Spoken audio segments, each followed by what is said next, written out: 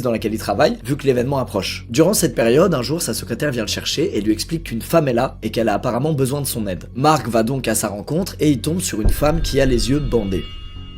Et cette femme, en entendant Mark arriver, elle se jette dans ses bras et tout de suite elle lui demande si c'est bien un homme de Dieu. Il lui répond que oui, c'est un croyant et qu'il est le pasteur de l'église dans laquelle elle se trouve, et immédiatement elle se met à genoux et elle se met à remercier Dieu de l'avoir guidée jusqu'ici. Elle explique que le diable essaye de l'attraper et que le seul moyen qu'elle a pour s'en protéger, c'est de ne pas savoir elle-même où elle se trouve. Sinon, il pourrait la rattraper. Il lui demande tout de suite son nom et elle lui dit qu'elle peut pas le lui donner puisque si elle le prononce à voix haute, le diable réussirait à la retrouver. Il lui demande ensuite où elle vit et elle lui répond qu'elle sait pas, avant de lui demander immédiatement si elle peut rester à l'église. Là, il commence à se dire qu'il se passe vraiment un truc de grave puisqu'il a aucune info sur elle, elle veut pas lui dire quoi que ce soit. Et donc il lui demande comment elle a fait pour atteindre l'église. Elle lui répond qu'elle est venue en voiture et que le diable n'a pas pu l'attraper parce que des anges lui ont indiqué le chemin jusqu'ici.